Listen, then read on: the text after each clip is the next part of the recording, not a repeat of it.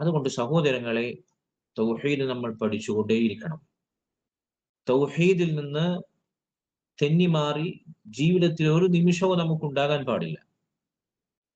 അല്ലാഹു സുബ്ഹാനഹു വ തആല അതിന് നമ്മെ അനുവദിച്ചിട്ടില്ല. ലളിതമായ ചില ഉദാഹരണങ്ങൾ ഞാൻ നിങ്ങളെ കേൾപ്പിക്കാം. ഒരു മുസ്ലിമിന്റെ ദിവസം ആരംഭിക്കുന്നത് അവൻ ഉറക്കിൽ നിന്ന് എഴുന്നേൽക്കുമ്പോൾ എന്തു പറഞ്ഞിട്ടാണ് അവൻ ഉറക്കത്തിൽ നിന്ന് എഴുന്നേൽക്കുക? അൽഹംദുലില്ലാഹില്ലദീ അഹ്യാനാ ബഅദമാ അമാതനാ വ ഇലൈഹിൻ നുശൂർ. എന്താണ് അതിന്റെ അർത്ഥം? എന്നെ മരിപ്പിച്ചതിന് ശേഷം ഉറക്കമാകുന്ന ലഘുമരണത്തിൽ നിന്ന് എനിക്ക് ജീവിതം നൽകിയ അള്ളാഹുവിനാണ് സർവസ്തുതിയും. എന്നെ ജീവിപ്പിക്കുന്നവനും മരിപ്പിക്കുന്നവനും ഉറക്കിൽ നിന്ന് എഴുന്നേൽപ്പിക്കുന്നവനും അള്ളാഹു മാത്രമാണ്. അതുകൊണ്ട് അവന് മാത്രമാണ് സർവസ്തുതിയും, അവന് മാത്രമാണ് സർവ്വ ആരാധനകളും ഇബാദത്തുകളും. തൗഹീദിന്റെ വചനങ്ങൾ, മഹത്തായ ദിക്ർ ഉരുവിട്ടുകൊണ്ടാണ് നമ്മൾ ദിവസം ആരംഭിക്കുന്നത്. അവിടുന്ന് അങ്ങോട്ട് നിങ്ങൾ ഓരോ നിമിഷവും ആലോചിച്ച് നോക്കൂ. ടോയ്ലറ്റിലേക്ക് പ്രവേശിക്കുകയാണെങ്കിൽ അള്ളാഹുവിനോട് ദുആ ചെയ്തിട്ടാണ്, രക്ഷ ചോദിച്ചിട്ടാണ് നമ്മൾ ടോയ്ലറ്റിലേക്ക് പ്രവേശിക്കുന്നത്. നമ്മുടെ നിത്യജീവിതത്തിലെ നിത്യ സംഭവമാണ്.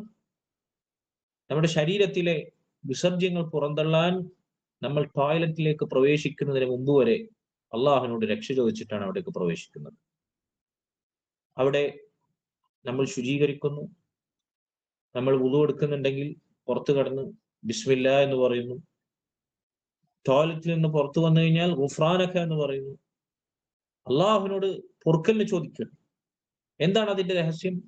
ടോയ്ലറ്റിൽ നിന്ന് പുറത്തിറങ്ങിയാൽ ഗുഫ്രാനക, അല്ലാഹുവേ നീ എനിക്ക് പുറത്തു തരണമേ എന്ന് ദുആ ചെയ്യുന്നതിന്റെ രഹസ്യം എന്താണ്? ടോയ്ലറ്റിൽ അള്ളാഹുവിനെ സ്മരിക്കാൻ നമുക്ക് അനുവാദമില്ല. ദിക്ർ ചെയ്യാനോ ഖുർആൻ പാരായണം ചെയ്യാനോ അള്ളാഹുവിനെ സ്മരിക്കുന്ന യാതൊന്നും ആ ടോയ്ലറ്റിൽ പ്രവേശിച്ചിറങ്ങുന്ന ഇതിനിടക്ക് സംഭവിക്കുന്നില്ല. അതുകൊണ്ട് അത്രയും ചുരുങ്ങിയ സമയം അള്ളാഹുവെ നിന്നെ സ്മരിക്കാതെ അശ്രദ്ധയിലായതിന് നീ എനിക്ക് പുറത്തു തരണേ, ഗുഫ്രാൻ, നിന്നോട് ഞാൻ പൊറുക്കലിനെ ചോദിക്കുന്നു. ആ ദുആന്റെ രഹസ്യങ്ങളിൽ പണ്ഡിതന്മാർ പറഞ്ഞതാണ്. ടോയ്ലറ്റിൽ നിന്ന് പുറത്തിറങ്ങിയാൽ വരെ അവിടെ അള്ളാഹുവിനെ സ്മരിക്കാത്തതിന്റെ, തൗഹീദ് നിലനിർത്താത്തതിന്റെ കാരണമായി ഗുഫ്രാനക, അള്ളാഹുവിനോട് പൊറുക്കലിനെ ചോദിക്കും.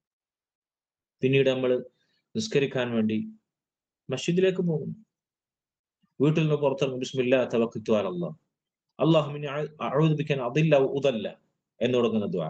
അല്ലാഹുമ്മ ജഅൽ ഫീ ഖൽബി നൂറ വ ഫീ സമഇ നൂറ. മസ്ജിദിലേക്ക് പോകുമ്പോഴുള്ള ദുആ ഒക്കെ അല്ലാഹുവേ അല്ലാഹുവേ അല്ലാഹുവേ, അല്ലാഹുവിനെ മാത്രം വിളിക്കുന്നു, അല്ലാഹുവിനോട് മാത്രം രക്ഷ ചോദിക്കുന്നു, അവനോട് മാത്രം സഹായം അഭ്യർത്ഥിക്കുന്നു.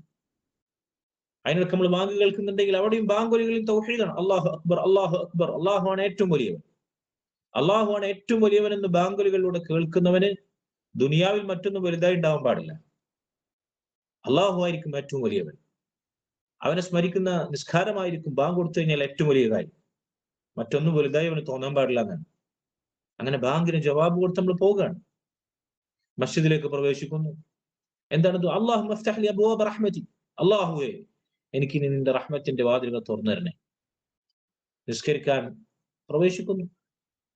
നിസ്കാരത്തിന് വേണ്ടി കൈ കെട്ടുന്നു. അല്ലാഹു അക്ബർ, തക്ബീറത്തുൽ ഇഹ്റാം. നിസ്കാരത്തിലുടനീളം തൗഹീദാണ്. നിസ്കാരത്തിൽ മുഴുവൻ തൗഹീദാണ്. നിസ്കാരം കഴിഞ്ഞ് സലാം പൊട്ടുന്നു.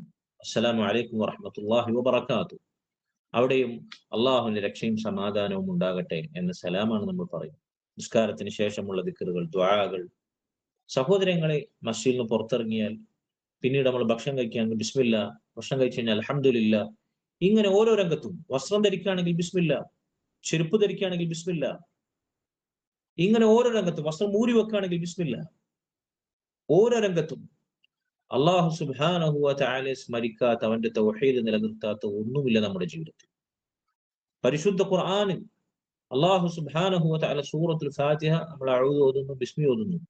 അഊദു ബില്ലാഹി മിനശ് ശൈത്വാനിർ റജീം, അല്ലാഹുവിനോട് രക്ഷ ചോദിക്കുന്നു. ബിസ്മില്ലാഹിർ റഹ്മാനിർ റഹീം, അല്ലാഹുവിന്റെ നാമത്തിൽ നമ്മൾ ആരംഭിക്കുന്നു. എന്നിട്ട് അൽഹംദുലില്ലാഹി റബ്ബിൽ ആലമീൻ, സർവസ്തുതിയും റബ്ബുൽ ആലമീനായ അല്ലാഹുവിന് മാത്രമാകും. തൗഹീദാണ്. സൂറത്തുൽ ഫാത്തിഹയിൽ മുഴുവൻ തൗഹീദാണ്. പരിശുദ്ധ ഖുർആനിൽ മുഴുവൻ തൗഹീദാണ്. സൂറത്തുൽ ഫാത്തിഹ അല്ലാഹു തൗഹീദ് കൊണ്ട് ആരംഭിച്ചു.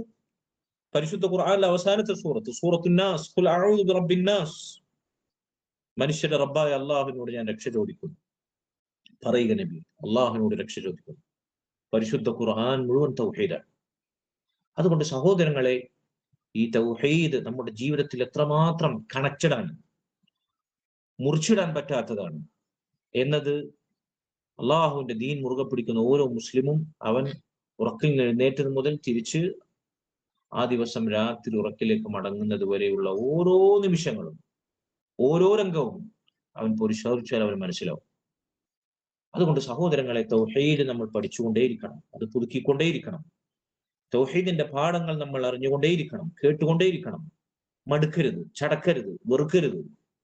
തൗഹീദ് എന്ന് കേൾക്കുമ്പോൾ നമുക്ക് നീരസമോ അലോസരമോ ഉണ്ടാകരുത്. കാരണം തൗഹീദാണ് നമ്മുടെ ദീനിന്റെ അടിത്തറ. നമ്മുടെ റബ്ബിനെ കുറിച്ചുള്ള സ്മരണ നിലനിർത്താൻ, അള്ളാഹുലേക്ക് നമുക്ക് അടുക്കാൻ, അവന്റെ സഹായം ഉണ്ടാകാൻ, അവന്റെ സംരക്ഷണം ഉണ്ടാകാൻ, അവന് ശരിയായ ഇബാദത്ത് ചെയ്യാൻ, മുസ്ലിമായി ജീവിച്ചു മരിക്കാൻ, അള്ളാഹുവിനെ അവന്റെ സ്വർഗത്തിൽ നമുക്ക് കണ്ടുമുട്ടാൻ തൗഹീദ് അല്ലാതെ മറ്റൊരൊറ്റ മൂലയില്ല, തൗഹീദ് അല്ലാതെ മറ്റൊരു മന്ത്രമില്ല. അതുകൊണ്ട് തൗഹീദ് നമ്മുടെ ദീനിന്റെ ആദ്യവും അവസാനവും, ഉള്ളും കാമ്പും പുറവും തൊലിയും എല്ലാമാണ്. തൗഹീദ് ഒഴിച്ചു നിർത്തി ഒരു നിമിഷം പോലും മുസ്ലിമിന് ജീവിക്കാൻ സാധിക്കുകയില്ല.